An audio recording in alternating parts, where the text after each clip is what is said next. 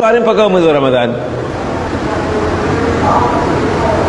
Mwezi wa Ramadhani kila mmoja aleta istighfar. Hatujui ya ukweli ni ipi wala ya urongo ni ipi, lakini kila mmoja anasema astaghfirullah alazim alladhi la ilaha illa, kila mmoja.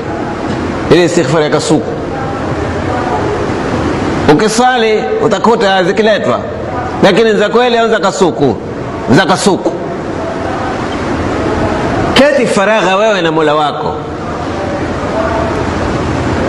Kubali makosa yako wewe na Mola wako. Leta istighfar, utake msamaha. Mwambie Mwenyezi Mungu Subhanahu wa Ta'ala, Allahumma inni dhalamtu nafsi dhulman kabira wa in lam taghfir li wa tarhamni la akunanna minal khasirin. Sio istighfari mazoea, istighfari ya uhakika, kwa sababu mambo yaweza kuja ghafla, na vifo vya ghafla namna zilivyosambaa, na kila mmoja amezoea kasumba ya shetani alitunusisha. Tunusisha kasumba na shetani. Shetani ametuambia kwamba mtu hafi mpaka kwanza awe mgonjwa. Awe mgonjwa mpaka ule ugonjwa wake uwe karibu kuwashinda wauguzi, kisha ndio afe. Ndio Ibilisi alivyotufundisha, na sisi hatukufaulu kwenye darasa tuliosoma kwa Mwenyezi Mungu Subhanahu wa Ta'ala, wala hatukufaulu kwenye somo tulilolisoma kwa Mtume Muhammad sallallahu alaihi wasallam, lakini tumefaulu mno kwenye somo tulilosoma kwa Ibilisi.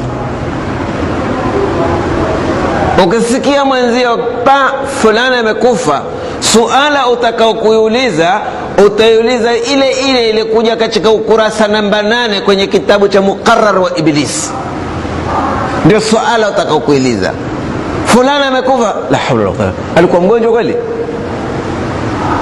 Wauliza uji sababu alikuja alikuwa mgonjwa, kwa sababu Ibilisi amekwambia mtu afi mpaka awe ni mgonjwa. Alikuwa ni mgonjwa, utamletea suala nyingine ya pili ya kufuatilia kibisa kwa mgonjwa sana. Siku mbili tu, siku hizi fudha ghafla. Ndizo suala tulizofundishwa na Ibilisi. Ya ima alikuwa ni mgonjwa, alipokuwa ni mgonjwa alikuwa ni mgonjwa sana, si mgonjwa sana, zitakwenda swala kweli kwa ugonjwa gani? Kamba kwa ukimwi. Ukimwi kisha kukungia, basi bwana, kama imekuwa yeye kwake anakufa na alikuwa na ugonjwa ukimwi, yeye hana ugonjwa hafi.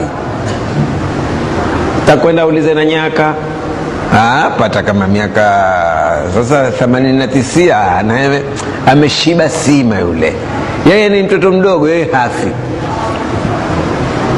Lakini akaenda jineri hapo, au akaenda kwa mwana Haneni, atazikuta na kaburi za watoto wadogo pia wako, lakini yeye hayumu wale.